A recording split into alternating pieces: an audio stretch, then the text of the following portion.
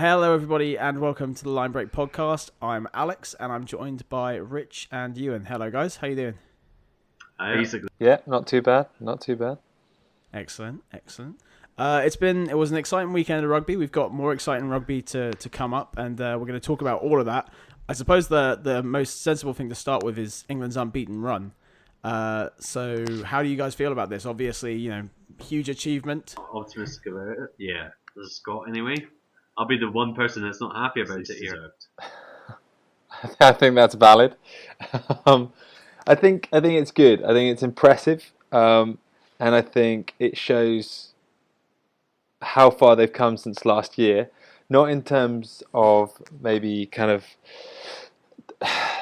of personnel, because we're looking at a very similar team. We've talked about that already, but more kind of the character. And I know that word is thrown around a lot, but kind of to play Argentina with 14 men, to lose kind of quite a large number of your core 15 and still kind of grind out some wins. And the Australia game, like I was lucky enough to be there, and I wouldn't call it a pretty game.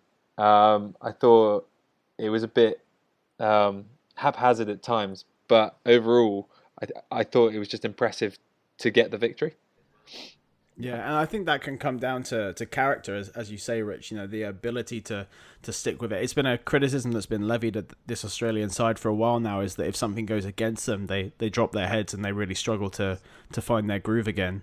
Whereas this England team, you could almost say the reverse. If things go bad, they're quite good at recalibrating and coming back sort of with clear heads. It's a mentality of confidence, isn't it? I mean, they have grown to learn to win, if that makes sense. And their heads aren't going to go down. They're going to stick to their game plans. And if one thing goes wrong, they'll adjust. And I think the Farrell forward axis gets a lot of positive reinforcement and a couple of negative comments. But what it does do is it gives the team a lot of structure. They know what their aim is. They know who they're playing off. And I wasn't a big fan of England's performance against Australia. Like, don't get me wrong, I thought the forwards were great, but I still think the backs leave a lot to be desired. And I think the best way to describe it was opportunistic. I feel like Joseph's try was pretty much a replica of the one in, I think it was Brisbane in the first test. Yeah, another shanked kick. I think it was from Farrell again, wasn't it? Yeah, it was a little topo gone. This is his first try. His first try. Yeah. And then obviously the second try was an intercept. Like, that didn't have to happen. Yards try, although I'm happy that it was given, I feel like the Australians would be kind of justified to feel a little hard done by. So I am pleased. I am, obviously, and I really can't complain. But at the same time, I still think there's a lot of work that needs to be done if we do want to reach that number one spot. And I mean, Eddie's said that, hasn't he, this past week? Yeah, he said exactly that. We need to improve. If we want to be, this is his new mantra. It's gone from we want to be number 2 to we want to be number 1. And it's like, it's all the usual stuff. Go away, improve at your clubs, get better. Everyone needs to get better. It's interesting. Yeah. So which backs do you think are a bit of a problem for England? Because I wouldn't say Joseph is one of them, because Joseph is so quality, but what? Yeah, I think Joseph has taken to the defensive system really well. A lot of people are saying how he's been this sort of great defensive rock, and what I agree, the shank through kicks, those tries that he scores are just the shanked kick where he's just rapid, are opportunistic tries. But his interceptions, I think, are a result of the defense and his understanding of the defense. It's not like someone's throwing a bad pass; like, he is reading the play, and that play is being forced by the defense. For me, he must be. Sorry, carry on. Yeah, he must be up there for the number of intercepts he gets, because the number he's got intercepts against Scotland. I remember you said that he's done it against Australia before, and he's getting up there with Seymour and who's a good Southern Hemisphere player? Is it maybe Falau sometimes? Falau, yeah. Habana. Yeah, Habana. Oh god, yeah, Habana. Well, Habana, yeah. Famous for the intercepts. You don't want him in the World 15 at the moment. No. But I would say that the definitely biggest questions, I would say, for England have got to be at wing, but almost almost in a good way. Like you had these guys who are stepping in to fill gaps that are, you've got Noel not playing at the moment. You've got Watson not playing, and they've stepped in and they've played fine. Some of them have played well enough to put pressure on those, what you would have called an incumbent player. I think Yard had a better game. I don't think Yard is there. I think he'll probably go. I know Eddie said with Yard, they said he likes a more physical, was it blindside winger? I think Noel will take that position back from him. What happens with Watson will be very interesting. We'll have to see how he does when he comes back. Yeah, I'd agree. I think Yard hasn't done enough. I think Johnny May is good, but he's not as good as Watson. I think Watson is a better all-round winger. I actually think that Mike Brown, his time is near. He had a good. Yeah. He proved himself again in that Australia game, I think. Yeah, like He's covered in butter again. He's solid, isn't he? He's going to make those one-on-one tackles, which Alex Good, as much as I like him, is not going to do. Yeah, true. He's solid under the high ball. He's a good sweeper and reader of an attacking threat. And he's a bit of a character, and I think Eddie Jones likes that. The only issue I have with Brown is that he's a bit of a selfish player. He does not like a pass, and realistically, kind of Eddie Jones's rhetoric since he took over has always been about having one eye on 2019. Like he's always building to that point, right? And I feel like now would be a good time to start to bring in a young fullback. I'm not saying straight off the bat, like this Six Nations, Brown should still be there, but maybe in the training camps and potentially on the bench, start bringing in someone he sees as a long-term option at 15.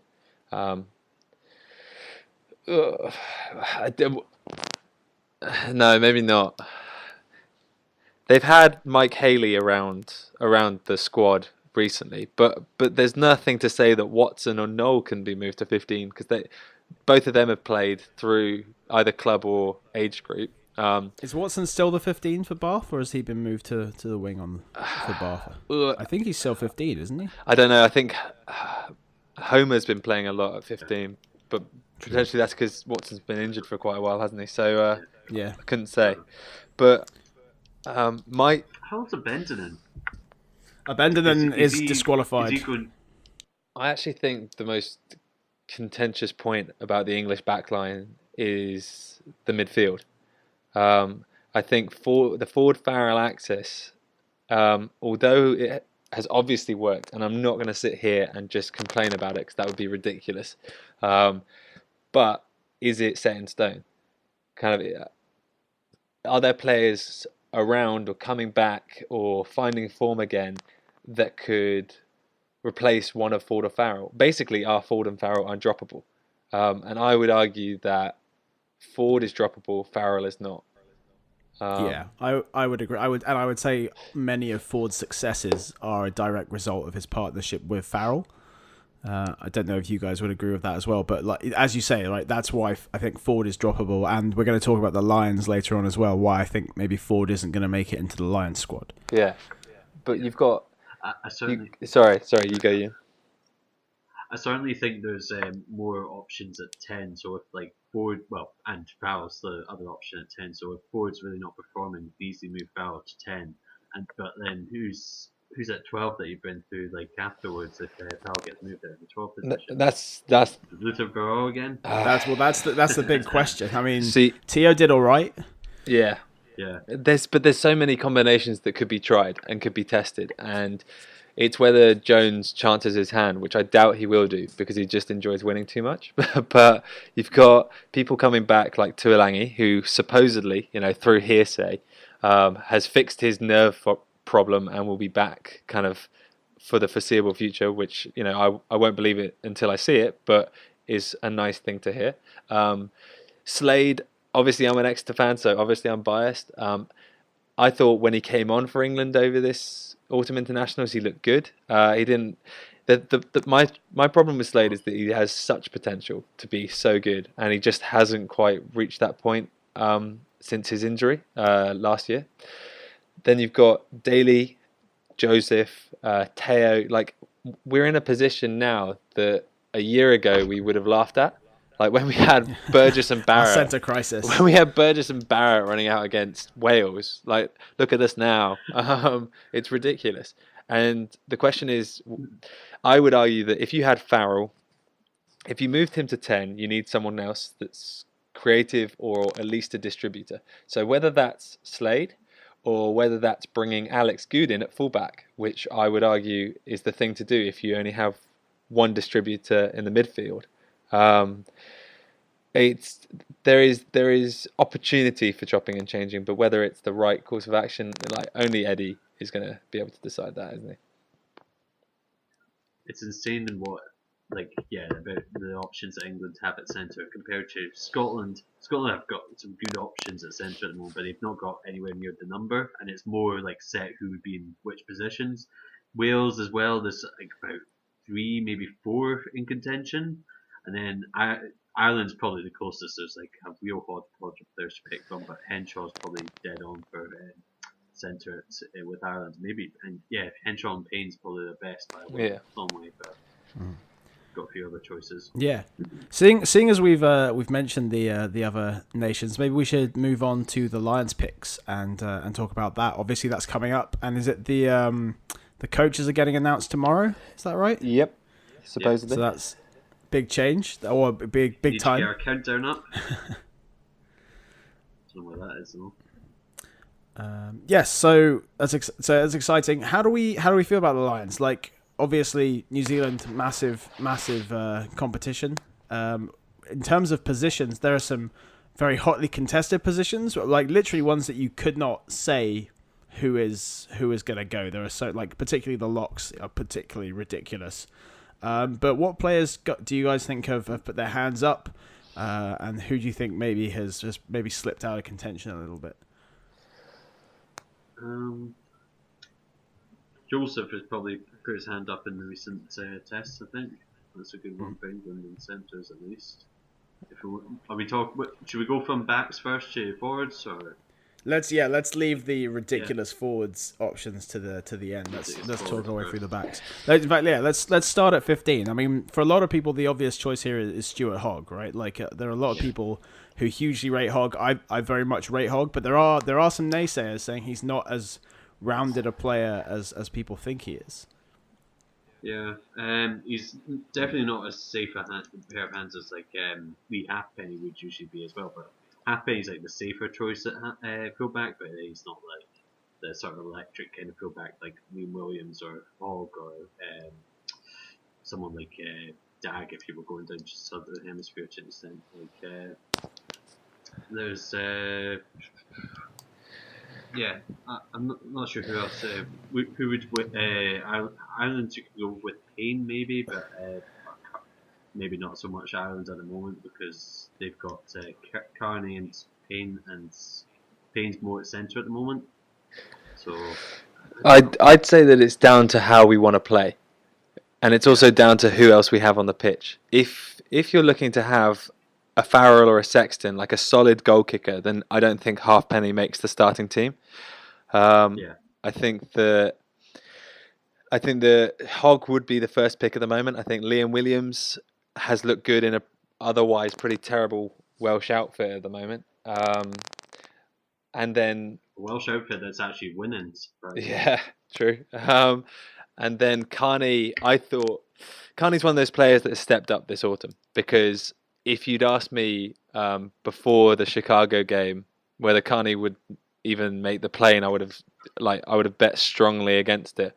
But against New Zealand, he really turned up, and it's whether I would say that Carney would be a safer option. I don't think Mike Brown is good enough, and I don't think there are many other bolters at 15.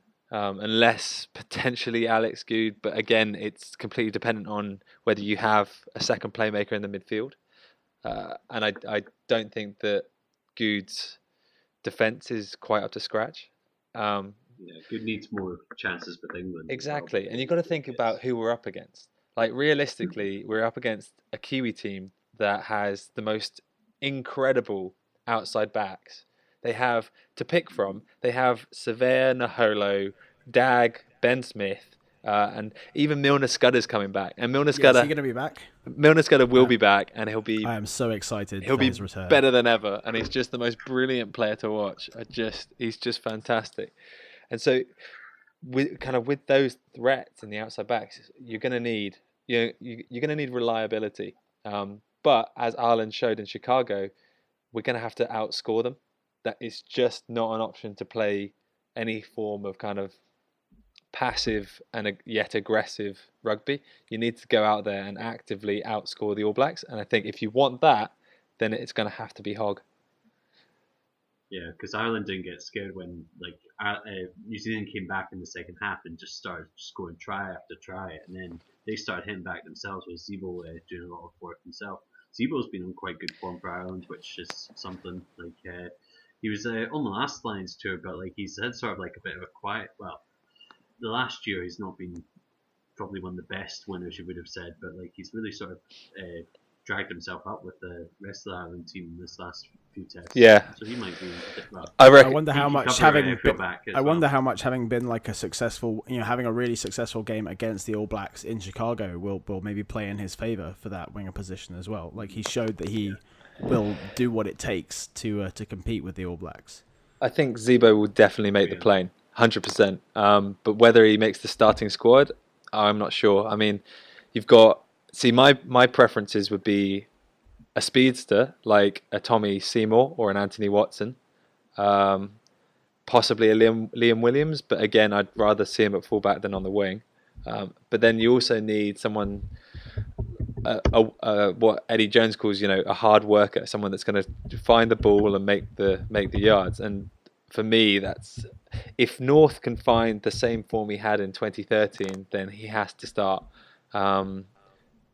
But North may not even be on the plane because of head injuries. We'll see what comes of this new inquest coming through. Yeah, that was not a pretty sight to behold, I have to say. Yeah, I think three Scots have a chance here. Well, Seymour possibly. He's definitely in with a shout for getting in the Lions pick.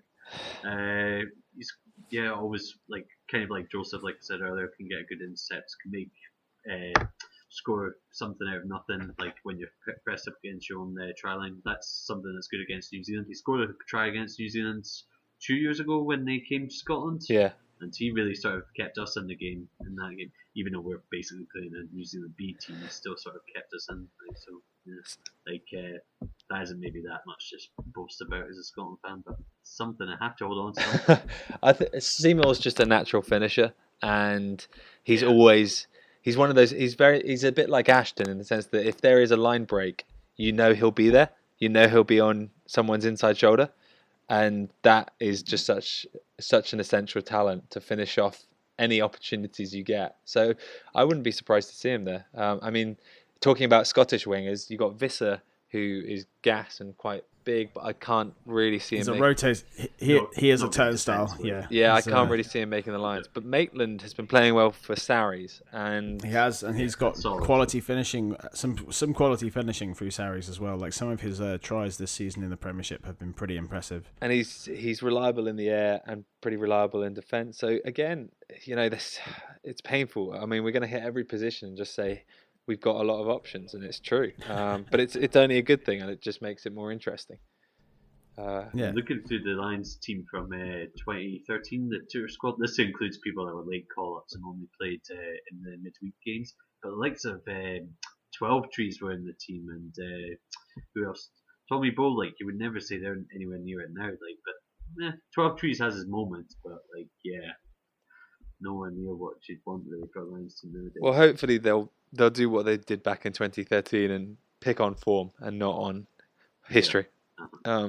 I don't know how 12 Trees got in on form in 2013, but that's something else entirely.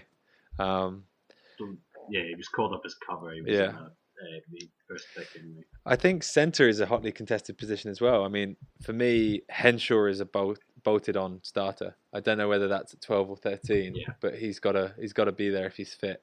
I just thought he was phenomenal for Ireland, and he has the ability to do the physical stuff and make the kind of the small yards and draw in players, but his distribution skills are pretty impressive as well. And to have someone like that at 12 would be pretty great. Yeah, especially in 12 because we've got far more options at 13. So I think he's definitely nailed on at 12. Well, Jamie Roberts has had poor form, so he's not going to challenge Henshaw too much for that position. But we'll see if he comes back. I don't think Roberts will make it. Scott Williams is. Scott Williams is quite good. Yeah, Scott Williams is good. I think Scotland have a lot to offer at centre. I think Hugh Jones looked fantastic. Mark Bennett, we know, is a class act. Outside centre. They're both outside centres. So Alex Dunbar is someone that really gets overlooked. He's really great defensively, but he's maybe not as electric as a lot of other centres. But yeah, he's definitely someone that if you want to have a solid defence against the All Blacks. And then we have, if Manu Tuilagi does come back into contention, then we have the likes of him to deal with. If you want another, surely not in time for the Lions tour. See, I'd argue if he plays for England over the Six Nations, then yes. But whether he will or not is another matter, because he's one of those players where it's so difficult to say, obviously, because he's been out injured for so long. But if he plays anything like he did before he kind of hit that run of kind of misfortunate injuries, then he has to go, because he's just one of those players that can change a game, whether it's with a monstrous tackle or kind of a run making 10 yards. Or I just have flashbacks to that 2012 England game, and I think that he could be great, but it depends who you put in and outside of him. That's true. For me, a thing that we've almost forgotten about at this point, but the change in England players after a couple of training sessions with Eddie Jones, now that's been overshadowed by the fact that he managed to damage half of his team with a second training session. But if Manu Tuilagi can see the same kind of improvement as we saw players like Clifford, even Robshaw, just see them get so much fitter and so much stronger, and the idea of Manu Tuilagi sort of getting that level up from a high quality training group is pretty. If he can return to his previous form and then improve on it, is pretty terrifying. Yeah, I'd say Ringrose also looked pretty impressive for Ireland, but again, it's another 13. I feel that 12 will be the real kind of position of contention, and it also depends who you have at 10. Because are you going to move Farrell to 10, or are you going to play him at 12? Exactly. I think a bolted on starter is Conor Murray. I can't see anyone else taking that 9 shirt off of him. Conor Murray, then Ben Youngs. Yeah, Ben Youngs on the plane.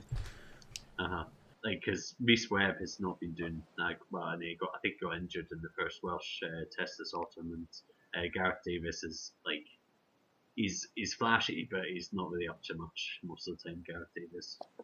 I feel that Murray, although he had a bit of a shaky game in the second half, him and Youngs have kind of proved reliability, and I think that's important. That's very important. You don't get many scrum halves who can bully flankers and people like that, because he's huge. What is he, 6'1" or something like that, or 6 foot for a scrum half? Yeah, he's a Mike Phillips-esque build. Yeah, it's giant. And then 10, I'd argue Farrell or Sexton. I think it has to be one of them. Yeah. Bigger's been a bit off, but if we were talking about this, say last Six Nations, last World Cup, Bigger would definitely be the one that would be picked by everyone. But he's been a bit shaky recently. The big arena is not working as well for him anymore, and Sam Davies is proving quite useful at the moment for the Ospreys. Yeah, he does look good. I feel it goes back to the point I said a couple of minutes ago, which is that realistically we have to outscore the All Blacks. And I think if that's the case, then you need an attack-minded fly half, and I think that Farrell is borderline and Bigger is definitely not, unless he does the up and unders. Unless he does his... Russell's a real... But, like, if there's one team you don't want to be kicking up and unders to... yeah, it's the All Blacks. Yeah. Russell is a good attacking fly half. I would not deny that. He could make the plane, I reckon. He really has his like games where he's completely on and he's doing brilliantly, and he has games like he did against Argentina where nothing really clicks. So he just kicks balls to like back to Argentina and that sort of thing. Do you think he'd be a bit of a risk? Do you think he'd be a more likely choice if you had someone like if Hogg was the fullback? Because he and Hogg often link up very well. Yeah, possibly. Like if you could get a partnership like that, like someone that could bail on it like that. But yeah, if it's not a team that he's used to, like not a team that's not used to like run on balls that he kicks for, like for Mark Bennett or someone like that, like he might not have as much luck. So we'll see. He could certainly be in the squad, but not maybe starting in the test. But I think that's also midweek. I think that's a point to talk about, is the fact, like, one of the reasons that O'Driscoll got dropped in that last test in Australia was because of team cohesion and team chemistry, which was the argument, right? And it makes a lot of sense. And if you're starting Conor Murray, then I would argue Sexton should probably start, because they have that. They have a history, and I think something that can't be said and stated enough is players that play together frequently play better when they're together.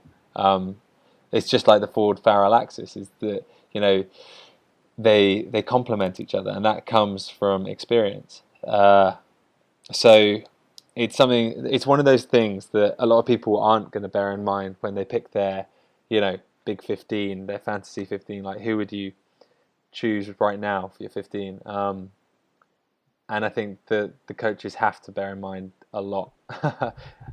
It's kind of understated, I feel. Speaking of the coaches as well, some of it's going to come from the coach mentality, right? Like, some coaches are going to want to play in a certain way, and they'll have certain players that will fit them. Oh yeah, 100%. And talking about the kind of, so the coaches tomorrow, who we're expecting Borthwick as the forwards coach. We're expecting Farrell as the defensive coach.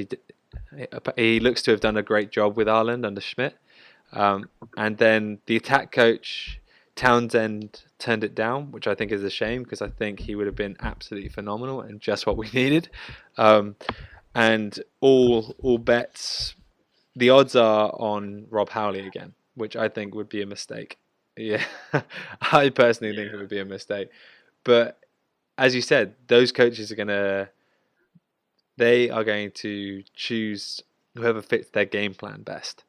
Can they recruit someone directly from a club, like a coach of like one of the clubs or something? No, has that ever really happened? Like, are there any club coaches that would stand out? No. Can't think of any off the top of my head. I can't think of any off the top of my head. Ali Heffer at Chiefs went as the Saxons coach to South Africa this year, and he's the attacks coach at Exeter. And if you'd asked me this time last year, I would have said, 100%, send him in. But Exeter haven't looked quite up to their best this year. Premiership-wise, I can't really think of anything, which is why I thought Townsend would be such a good choice. Glasgow's attack has consistently been impressive for the past, 3-4 seasons? Yeah. They're having a bit of a down moment, and they're not doing too great at the moment, but he's been great for the last 3 years or so. I wouldn't say their attack's been bad the last few years, it's been the defence.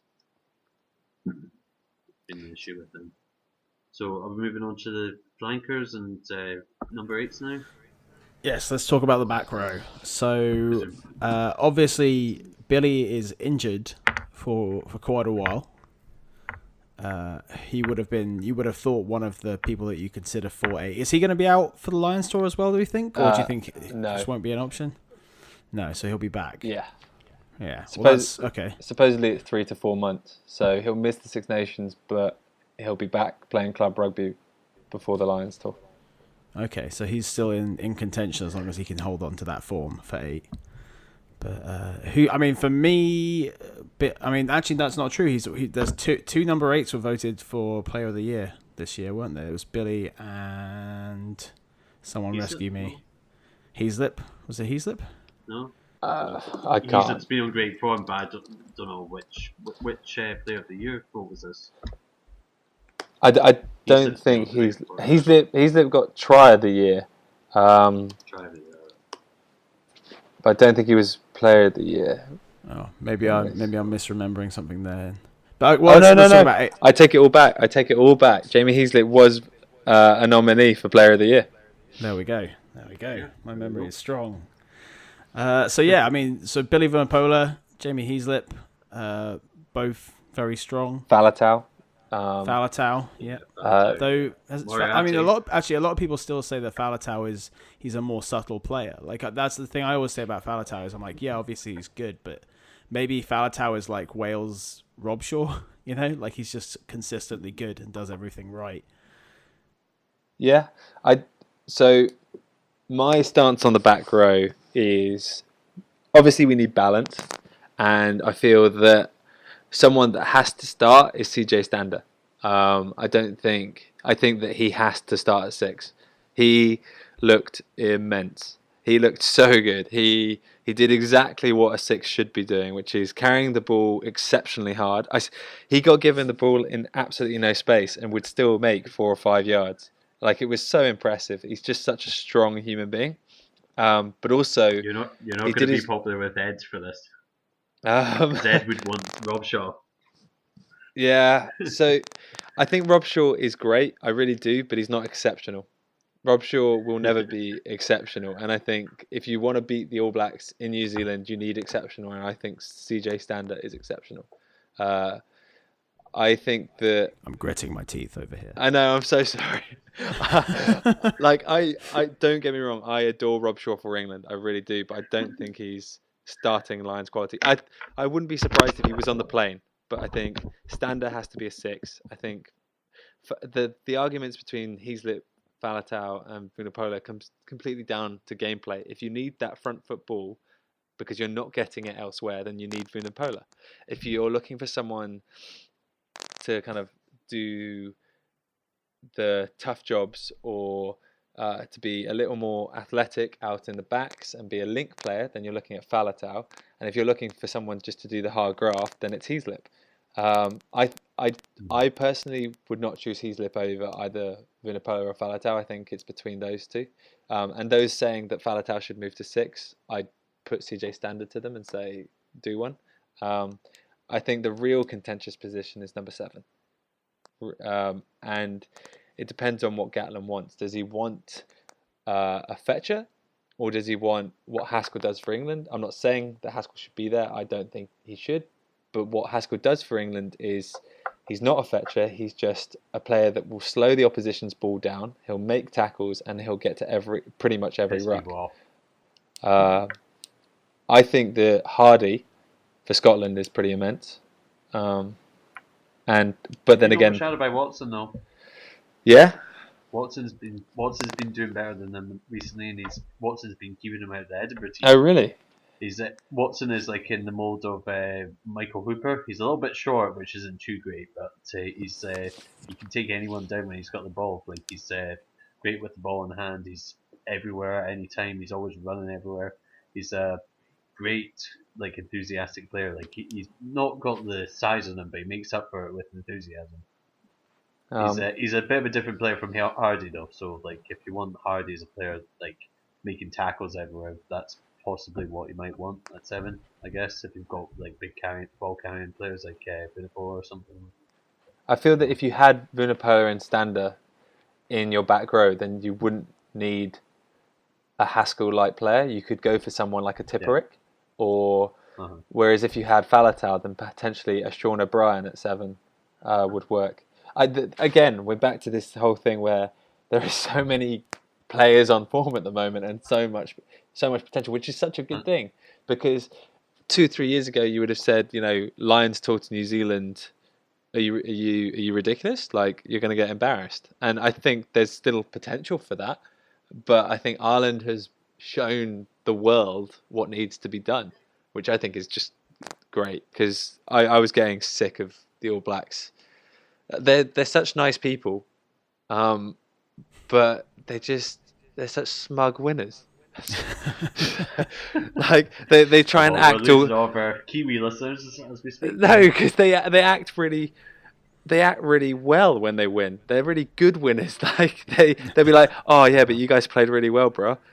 And I'm like, no, shut up. I want to hate you. I want to hate you, but I just can't. I want to win. Oh, don't worry. No, you guys it's make definitely it easy to hate you. Yeah, the English, we just laugh at everyone. We're leaning back into it now. We had a nice period, and now we're just leaning straight back into. Everyone liked Stuart Lancaster, and then you got rid of him. It's because we kept losing. He lost to Stuart. Yeah. I like Stuart Lancaster as well. I like what he did, but maybe rugby teams shouldn't always be friends with everyone. No, probably not. So going back to the point is that I think 7 will be the contentious spot. I think Stander has to be there. I'd argue Vunipola should be there, but it's a coin toss between him and Faletau. And then we go to locks, which is the most ridiculous selection. I don't know what they're going to do. I cannot imagine what the coaches are talking about trying to figure this out at the moment. Because who have you got? You've got, I mean, obviously, like there are a lot of people who are saying like Itoje has to be a lock, but is Itoje a lock? Like, I mean, is he like absolutely 100% locked in? Like, there's all England's locks alone are incredibly strong, right? You've got Cruz, Itoje, Launchbury. Even Laws has played quite well quite recently. Laws has had a fantastic autumn internationals. Yeah, fantastic. And then you got Johnny Gray, who doesn't miss a tackle ever. How is it? 900 minutes of rugby he's played and not missed a tackle. Yeah, and test rugby, I think it is, or something like that. Oh, really? Maybe not 900. Yeah, That's in test rugby. That's not in club rugby. And he's just such a hard worker. You got Alan Wynne, who has the experience and kind of the mindset of not only a leader but also a great lock forward. And then you also have Toner, who is playing fantastically, and you wouldn't have caught me dead saying that Toner should be going to the Lions 2 years ago. And then Ian Henderson, who is an exceptional athlete. There's so many. There's just so many. Yeah. It's brutal, and we should probably not even talk about it. We should just move on. Yeah, we should skip it. I don't want to talk about it. Let's leave that to the experts, because it's too brutal to think about. So how about the front row then? How are we feeling about front row? There are a lot of people saying Mako Vunipola is one of the only obvious lock-ins, right? Like Mako Vunipola is probably, he's definitely on the plane, and he's probably going to be starting. Like there's a lot of people who seem pretty adamant about that. Depends which pairings you go with again. Dickinson and Nell are some good combinations there. Like, I think Nell's talk about Nell all the time. Yeah, Nell has to be on the plane. Nell is definitely gone. Yeah, I do think that Tag Furlong, really, he was one of those players that. So, like, I'm a fan of Irish rugby. Like, I've got a bit of an Irish side, but I hadn't really heard much about him. And then all of a sudden he comes on the international scene and bumps off Brody Retallick twice and lifts Kieran Reid off his feet. So I think he has to go. Dan Cole is very strong at the set piece and he's okay around the loose, but I think I'd still put Furlong or Nell ahead of him.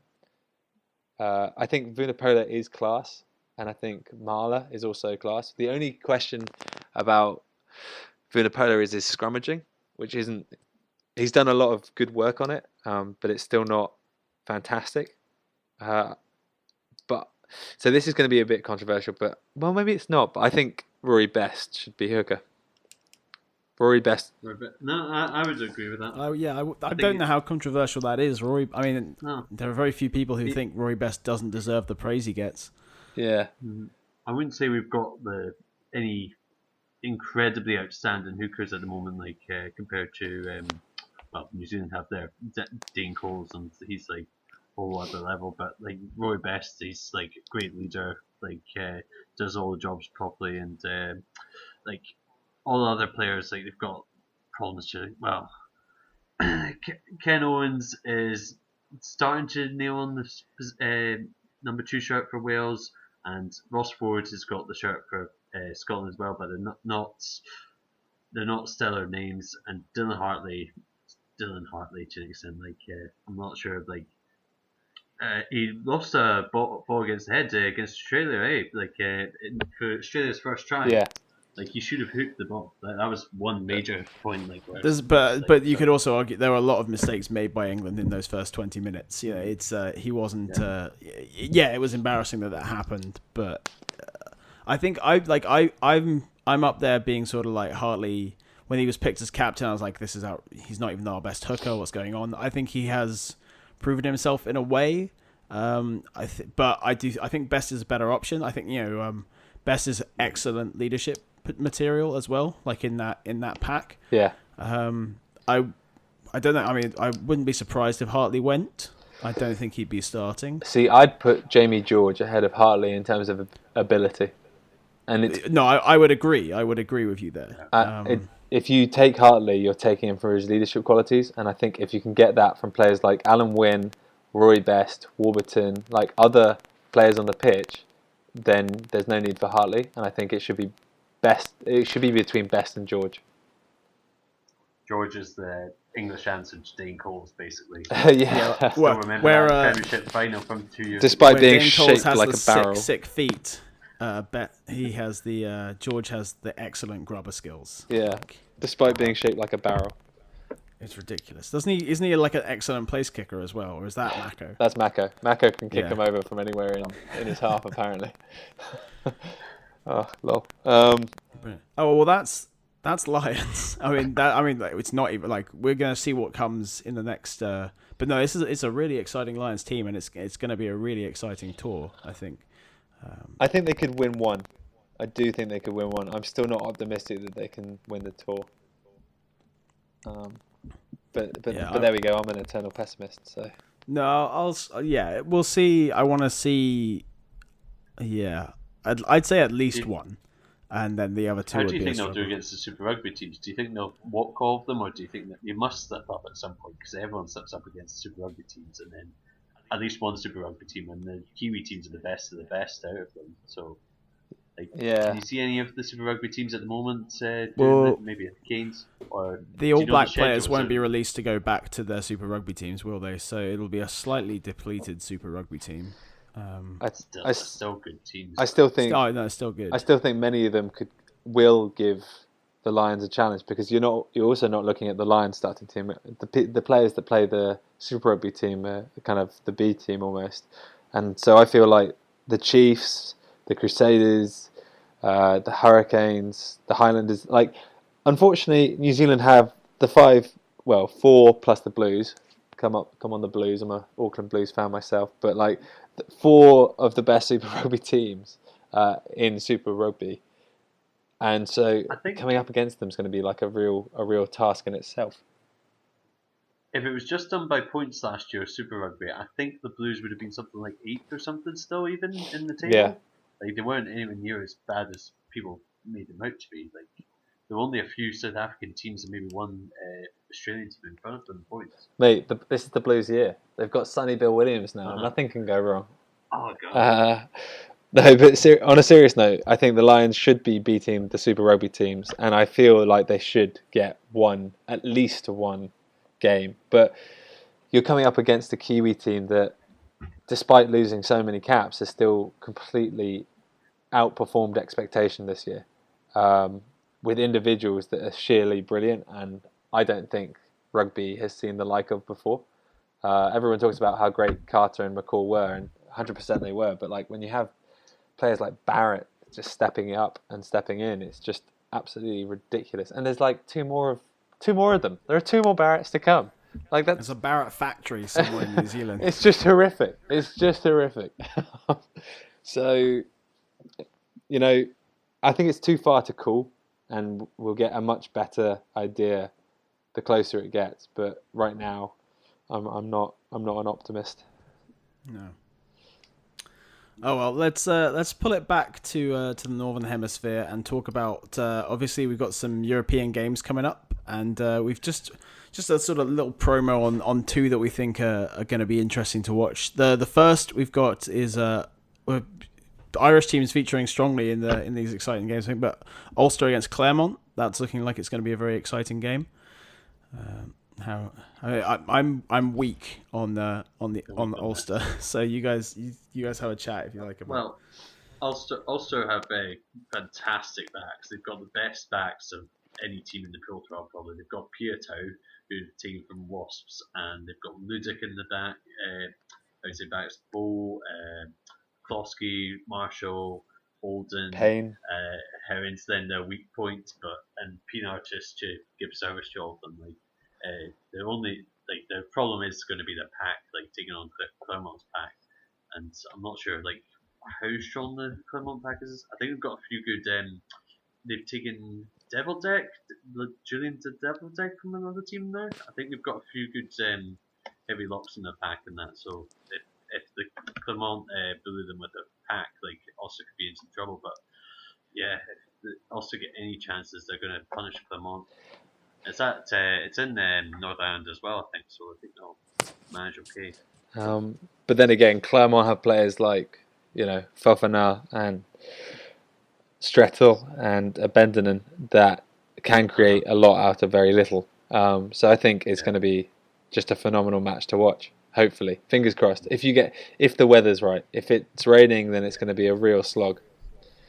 Yeah, but a dry game, Champagne Rugby. Hopefully. Ulster's front row isn't much. They've got Best in the front row, and that's the props alongside are not that great. And then they've just lost Tui from to Bristol as well. So all the Ulster fans were mourning about how their pack's going to do over the next few weeks. Yeah, so I don't know what's happening with that. But then the other game, Munster really sort of turned their season around. At the start of the season, they weren't looking too great, but then they're doing quite well in the Pro 12. So if we're looking at the Munster-Leicester game next, yeah, and Leicester are looking very strong as well at the moment. They, after the humbling from Glasgow. But no, Leicester. Leicester are looking like a good team. That'll I think be an exciting game. They've got. Is Tuolangi going to be back for that, or is he? He came off the bench in the last game, so whether he starts, I mean, we couldn't say, could we? But I'm sure he will make an appearance, whether it's maybe 50 minutes to begin with or come off the bench. Yeah, so so Munster Leicester is an interesting game for various reasons, both for the game as well, but just for scouting Tuolangi as well. I'm sure there'll be a lot of England fans sort of just staring how's he doing? Does he look okay? Is he? Oh God, he's limping. Why is he limping? No, don't take him off. No. How's Tamur doing with Leicester? Because he didn't have a great start, getting sent off in his first game against Glasgow and then getting banned for a few games. Which was great because one of my friends has him in their fantasy team, and that's hilarious. And he's now injured. And he won't be back for quite a while. So that because he could have a good centre partnership even without Tulani. He's got Beetham outside. They've got dangerous men in the outside backs, Leicester. They got Viano, JV Peterson now. They Beetham. So they're still going to be competitive. I think Munster have looked bloody impressive over the past 4 or 5 weeks. The scene that is John Ryan.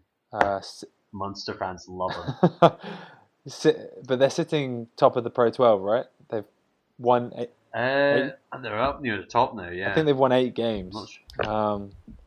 So, again... I think Leinster might be top. I'm not sure. I don't know. But it's going to be a good game, I can tell you that. It will be a battle in the forwards, an absolute battle. And it will be interesting to see Ben Youngs versus Conor Murray, 2 players that we were just chatting about for Lions contention. That's something to watch. Well, Ben Youngs is just back from England duty as well and straight into Europe. That's going to be tough. Yeah, but he's a scrum half. He didn't do much anyway, did he? Didn't do much. He might have kicked a few balls, sold a few dummies. That's about it, right? Oh yeah, Munster are top of the league, joint with Leinster. You're right. It's going to be quite a fun time to be seeing all the internationals returning to their club teams. Actually, it's like as you said, like Ben Young's returning to Leicester. Like his I saw an interview of him where he was talking about how they've changed his decision making as part of the thing. So he's like he no longer like runs to the ruck and then thinks about where he's going to throw it. He's like, as he's on his way to the ruck, he makes his decision about where it's going to go, and he was saying that's what makes his game a lot more fluid. It'll be interesting to see how that transfers back to club level.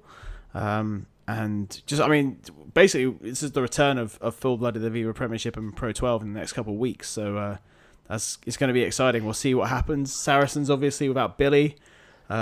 Bristol struggling. Saracens have brought in Will Skelton, though. They have, which if you're gonna bring in a backup, it's like mammoth for mammoth. It's not even fair on the rest of the Premiership. Like Will Skelton isn't any weight in there at all. How heavy is Will Skelton? Was he 120? Surely not. Something ridiculous, yeah. Something like that. Something he's not huge. one of the. I think he's like one of the.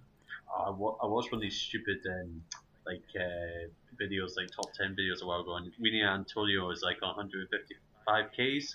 I think Will Skelton is like 120, 25. He's slimmed down a bit So- recently, hasn't he? So according to Wikipedia, Will Skelton is not only 2 meters tall, but he is also 140 kilograms.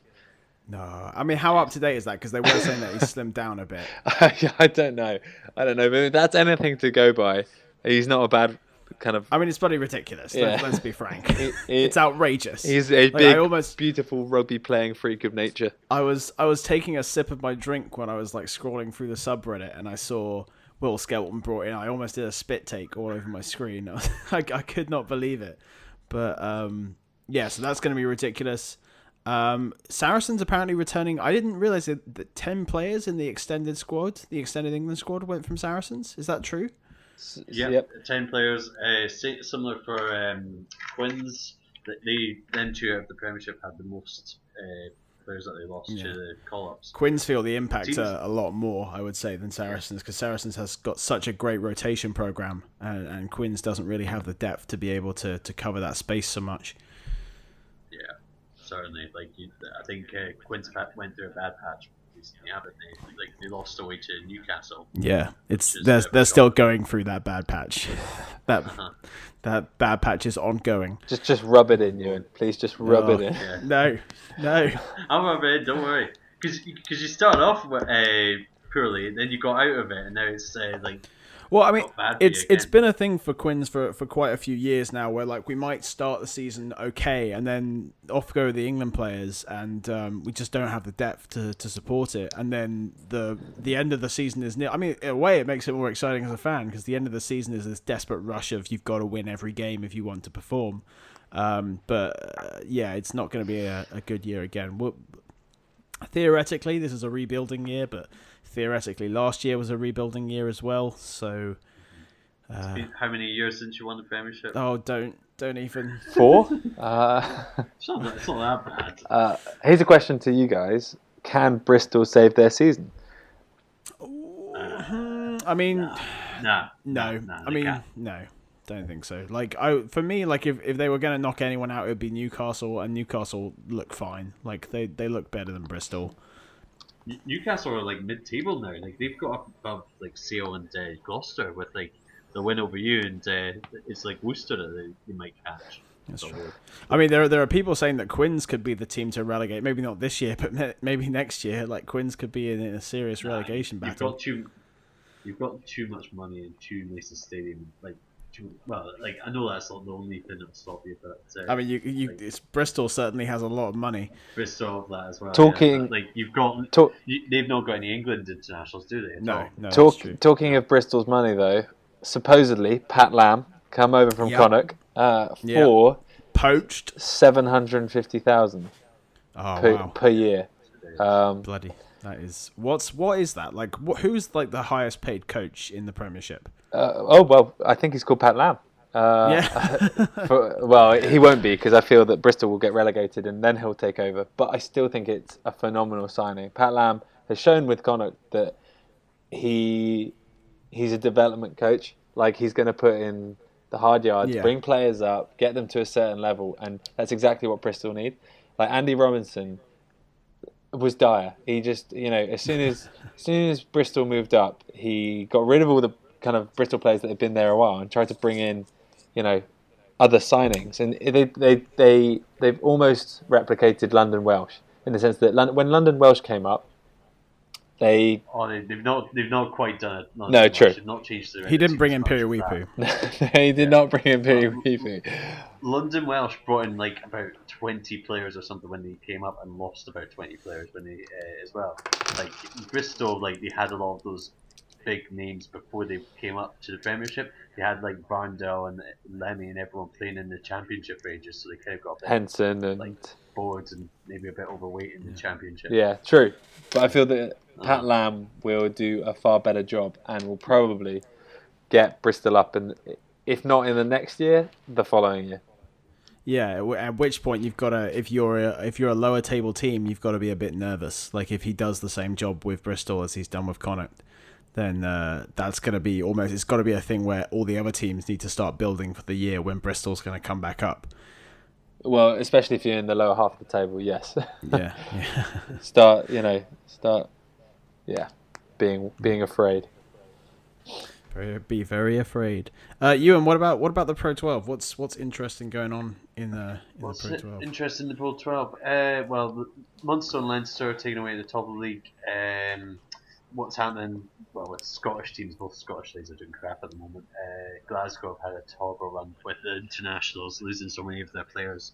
Like they pay so much more than Edinburgh, because Edinburgh only lose like about 5 or so players to Scotland, while Glasgow take the vast majority of the hit, like for internationals. So like they've had like a lot of like journeymen and like trier players that they've been playing, and they've not been doing well. Edinburgh, it was all over the place for a while. We were doing quite well in Europe, beat Quins, then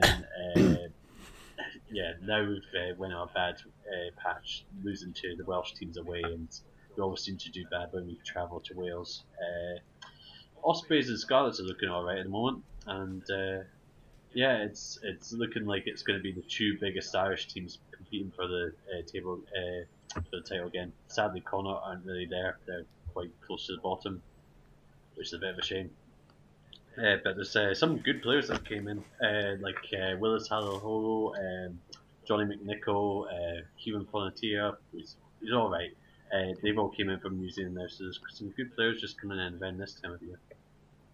And there's a few in the Premiership that just came in, like who's it? Woodward for Bristol. Yeah, Woodward. Yeah. Yeah. Like this is the time of year when all these ITN Cup players and that come over finally. So like with the Pro 12 games, the Ulster Cardiff game was some match. Like I didn't watch the whole game, but the highlights from it were pretty amazing. Like that's why I brought up Halaholo. He got one nice try where he had a nice step and completely pulled the Ulster back line in like the 70th minute, and but it was sealed up quite early because Ulster got like 3 tries, but like Cardiff pushing the whole time in the second half and almost got there, but like it was a chip and chase, and I think it was Koski or someone like that, like managed to dive over in like the 75th minute and sort of seal the win for Ulster. A lot of tries. I think it was like 5 tries to 3 tries or something like that. Wow, Tri-Fest. It's a good game. Good game. Oh well, guys, we're approaching the hour mark, so it's probably a good spot to round up. Do you have any final words, guys, that you want to say about anything that we haven't covered yet? Jack Knowles back, which is I as an Exeter fan, I'm very happy about, but also as an England fan, I'm very happy very about. Exciting times. Was he playing against Bath United or something? Yeah, he played for the Exeter Braves, which is like the B team. B team. And it's just good to see him back running around, especially as a viewer and also as a fantasy rugby player. No. Yeah, I've got Jack Knowles. I've been. He hasn't cut off his rat tail yet, has he? It's Don't be ridiculous. Well, I'm just saying that the trend of terrible hair in the Exeter team has gone away a little bit. I So know. I'm wondering if he's still holding up the. No, it's the Karen Dickey holding the fort as well. No, Karen Dickey's lost the mullet. Karen Dickey got rid of the mullet.